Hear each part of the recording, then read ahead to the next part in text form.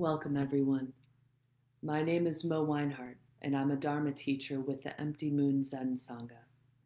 Today, I'd like to explore the painful blessing of impermanence. One of the few certainties we have in life is that nothing remains the same. Nothing lasts. Sometimes it's easy to recognize why that is such a gift. When the neighbor's dog finally stops barking, when we recover from some illness or injury, or when an injustice is brought out into the light and meaningful change becomes possible. Finally, relief. What took so long? And in such circumstances, impermanence becomes a breath of fresh air, a true blessing. And then there are other times where this very same phenomenon can feel excruciating. This can take so many shapes. When we find ourselves at the end of something meaningful, something we've cared about, like a magical vacation or a job that we loved, a beautiful moment we simply don't want to end. When we look in the mirror and realize how far removed we are from our youth. When someone we love falls into a spiral of addiction and is no longer recognizable as the person we once knew. Or worse yet, when someone we love dies, and with our whole hearts we cry out, "Please, no." And for me, such experiences are filled with stickiness, a clinging, a desperate desire to make something or someone last exactly as I want them to be, as if I could slam my feet on the brakes, pause time, and force the world to be as I wish. This is when impermanence can be truly painful. This immediately makes me think of the Five Remembrances, which the Buddha encouraged his disciples to contemplate and accept. And while at first they might seem depressing, in truth, great empowerment comes from reflecting deeply on their meaning. And for me, it nurtures a profound practice of gratitude. I encourage you to look past any clinging and fear here to see what lies beyond. The Five Remembrances. I am of the nature to grow old. There is no way to escape growing old. I am of the nature to have ill health. There is no way to escape having ill health. I am of the nature to die. There is no way to escape death. All that is dear to me and everyone I love are of the nature of change. There is no way to escape being separated from them. My deeds are my closest companions. I am the beneficiary of my deeds. My deeds are the ground on which I stand. This truth of impermanence transcends good or bad. We cannot stop the sun or the storm, the breeze or the waves. We cannot stop the persistent march of time and the inevitable shift in ourselves and the world around us. So what the hell can we do? I'm reminded of Finding Nemo, a cartoon movie about a clownfish named Marlin, a father who is searching the great wide ocean for his lost son, Nemo. Along the way, Marlin befriends a blue tangfish named Dory, who has some memory problems. And they have utterly different personalities and mindsets, creating this perfect odd couple throughout the story. Marlin is this morose, high-strung, and pessimistic character, while Dory is lighthearted, easygoing, and sees the silver lining in every situation. At one point, Marlin and Dory end up in the mouth of a large blue whale. Marlin is angry and depressed, and he sinks to the bottom of the whale's mouth, lying in a heap on its tongue, thinking that all is lost, that now he's never going to find his son. While Dory, on the other hand, is swimming like she's in a playground, total opposites. It's not long before the water in the whale's mouth begins to drain, and Dory, who somehow speaks whale, is told to go to the back of the whale's throat. Well, Marlin completely freaks out, thinking that they're going to be eaten. And as the water drains and drains, almost completely empty, the whale's tongue goes vertically, trying to get both of the tiny fish into the back of its throat.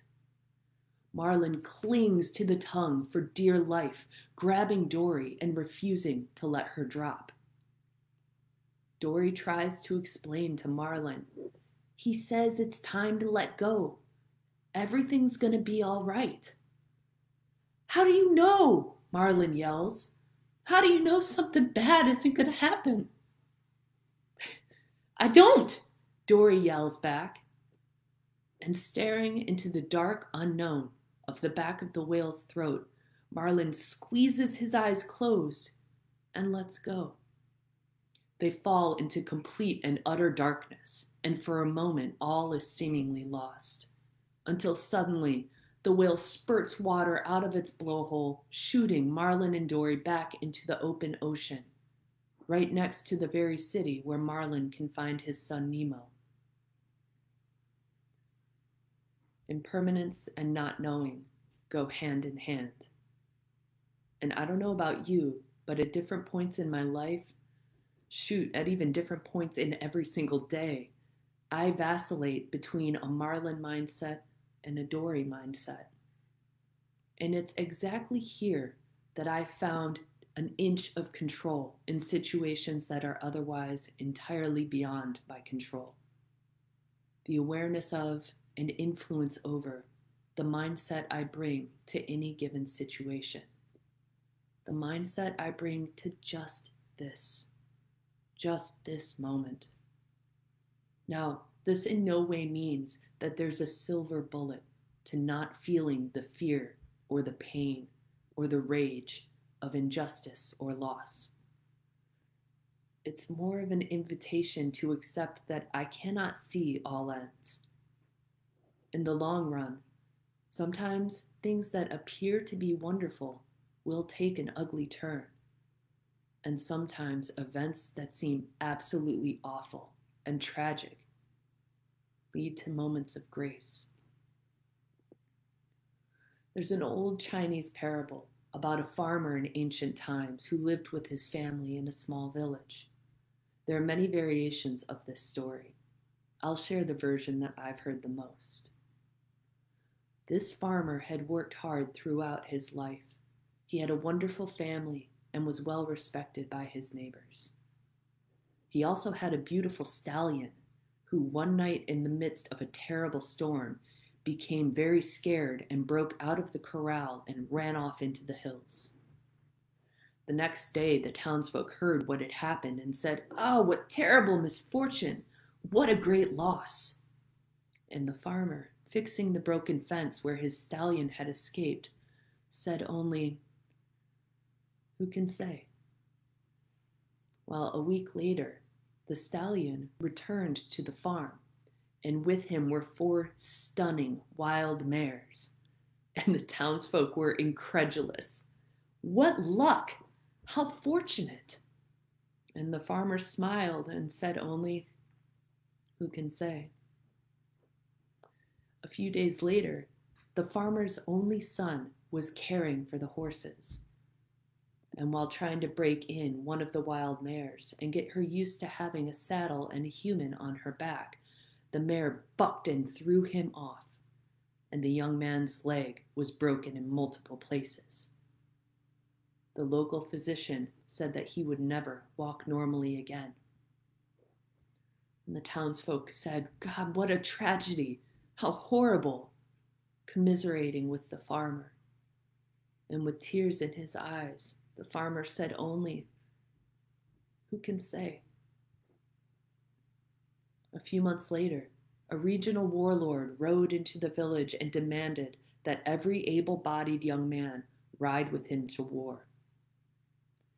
Every young man in the village was forced to ride to war, never to return, except for the farmer's son, who was not allowed to go because of his injured leg.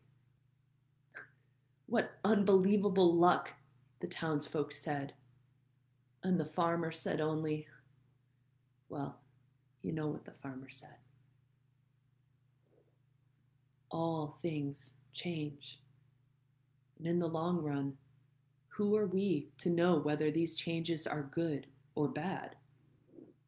There are causes and conditions at play that are far beyond any one person's comprehension, in a tapestry of cause and effect that we can only ever see fragments of.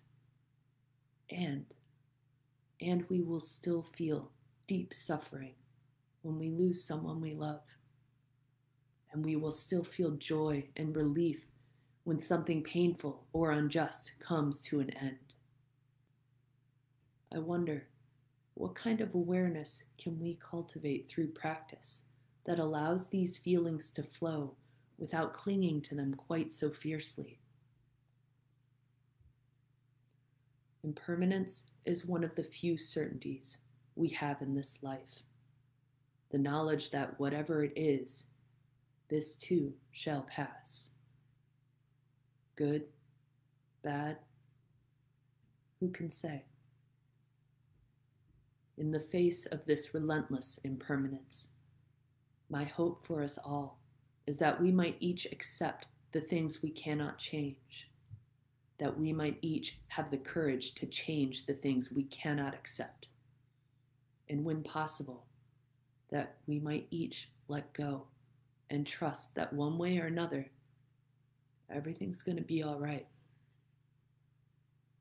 All that is dear to me and everyone I love are of the nature of change. There is no way to escape being separated from them. Our deeds are our closest companions. We are the beneficiaries of our deeds, and our deeds are the ground on which we stand. Thank you.